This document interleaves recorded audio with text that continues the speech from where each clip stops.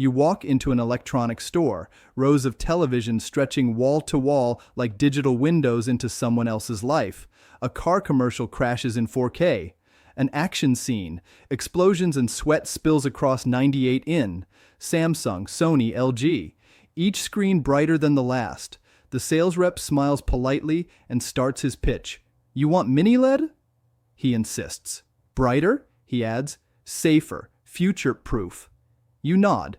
But in the back of your mind, you're still wondering why OLED, the crown jewel for years, suddenly feels like a fading memory. Then the whisper becomes a murmur. Posts, threads, comparisons. Is OLED dying? Did I buy the wrong one? It starts to sink in.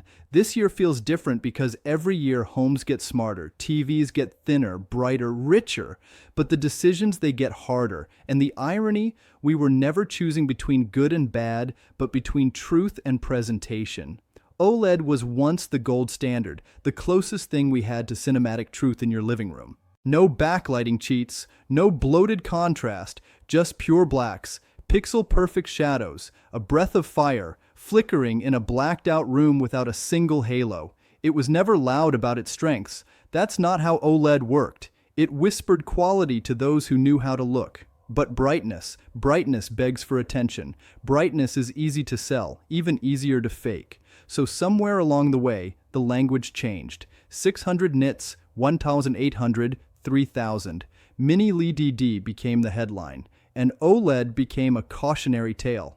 Careful, it might burn in. Mini LED is safer. It's new. It's better. It's now. But behind the marketing noise is a quieter, more complicated truth. There's a reason OLED costs more to make. A reason videographers, DPS, and designers use it professionally, because it's still the closest thing we have to real. Even today, there's this moment every Saturday. You make coffee before anyone else wakes up. Just you. The hum of the grinder, the pour over steam. You sit on the couch. Your daughter's stuffed rabbit fell under the stand last week. It's still there. In episode 5 of that show, you saved all month plays in grayscale silence. It's not the volume that impresses, it's the detail. There's a window in the corner of a scene, filtered light cutting through fabric blinds. And as you lean in, something clicks. You don't want more brightness. You want more presence. But that's not the story consumers are being told. Because in tech, confusion is profit.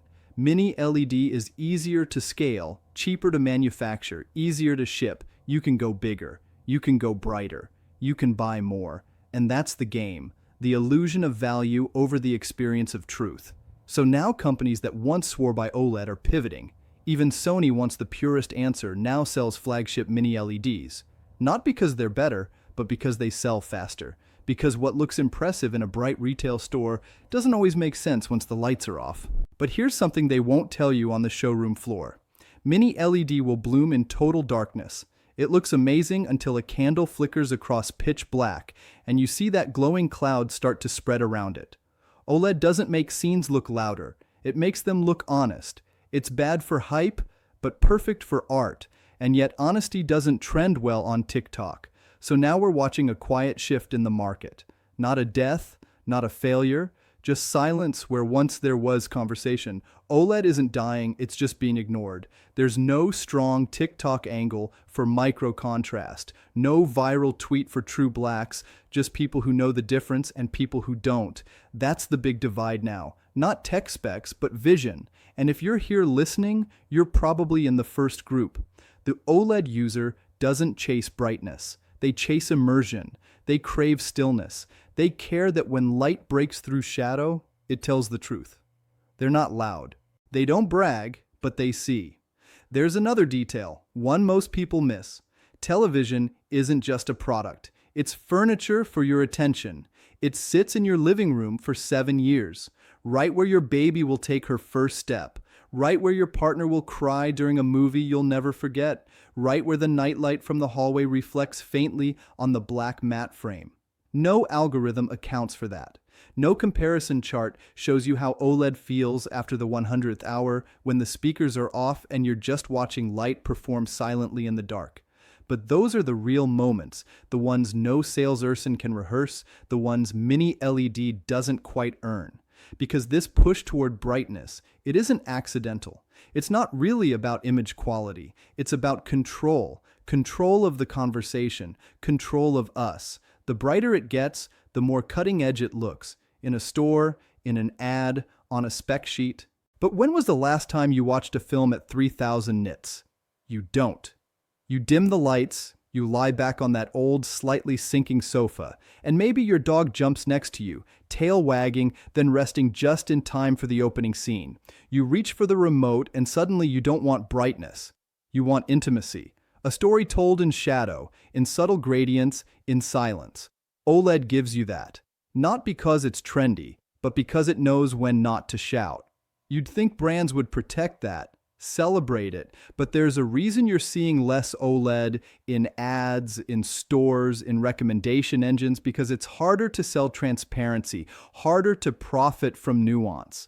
OLED panels are fragile to make. They take longer, cost more, and yield less inventory per production line. Mini LED, it's just stacked LCD, mass-producible, efficient, flexible, no intention, but great returns. So marketing stepped in, shifted the lens, brighter, sheer, better. Powerful contrast, newer technology. If enough people repeat something long enough, it becomes true. But what they don't say loud enough is this. Every TV has its truth. OLEDs is just quieter. It's not a specs war anymore.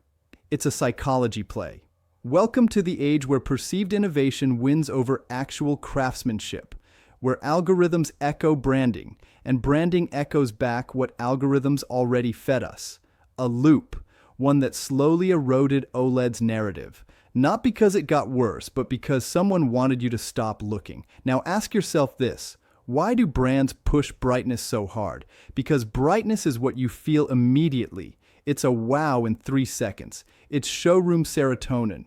But micro-contrast that takes patience. A still frame, a dark room, an educated eye. That's not easy to monetize.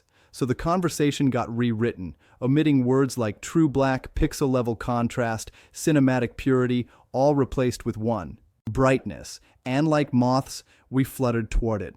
But there's something those of us who've lived with OLED know you can't unsee it. Once you've had your screen go fully black, not gray, once you've watched lightning crack across a midnight lake without a single aura bleeding its edge, you can never go back. Brand reps might mock it, reviewers might skip it, but deep down, they saw it too. Right now, in 2025, OLED isn't dead. It's just inconvenient. Inconvenient for margins, inconvenient for volume, inconvenient for narratives trying to sell new overwrite. But in creative studios, it lives. In color grading bays, it lives. In the homes of people who watch films, not videos, it breathes. Even if no one talks about it, even if the store down the road no longer stocks it. Because at the end of the day, anyone can sell color. Few can preserve it. And that's what OLED was built for. Not just to display life, but to honor it. So the next time someone says, "Why you buy OLED?" Tell them it's not about bragging rights. Tell them it's not about burning in or brightness or Black Friday bundles. Tell them it's about stillness, about seeing the scene the way the filmmaker framed it, the way the night was meant to look, the way shadow curves and fades without getting crushed or bloated or lit from behind like a billboard.